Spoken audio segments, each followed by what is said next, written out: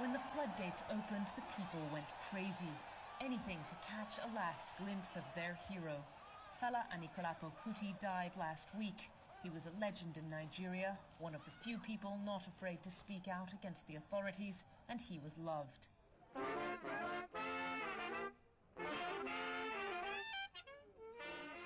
At his funeral, I'd never seen anything like it in my life. He was in a glass coffin, with a big spliff in his hand, and people filed by to pay their last respects.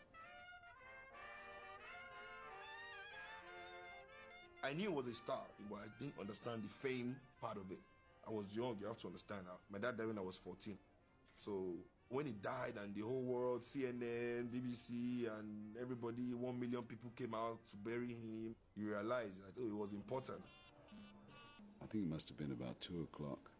We said, how are we going to get out of here? Because there was still a queue all the way around the square, people still wanting to pay their respects. So the people in charge of the burial says, we have to sneak out of this place. I said, how? He says, when I give the signal, his boys will just put it in the car and we'll escape. So on a signal, we picked up the coffin and ran. All the people in the stadium had run, and they just caught us right before we got on the bridge. Femi, stop! The boys stood in front of the hearse and said, no way, you are not going through Third Mainland. You are giving Fela a people's burial.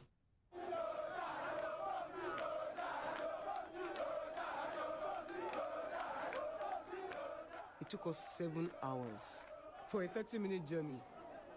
I mean, we did what we wanted to do. We caused confusion in Lagos that day. It was magical. And, I came out to Ikorodu Road and I saw the people and, I just cried.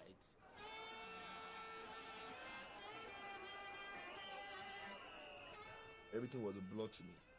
I remember I gave a speech. I don't remember all I said, really. I was forced out there. There were people in the crowd chanting, "Shell, Shell." I said, you have to go and say something. Fela lives for everybody. The true meaning of his name, Fela, forever lives Africa.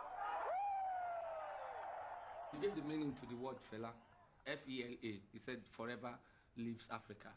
Yes, which has long been changed into Forever Lives Afrobeat by some forces unknown, I don't know.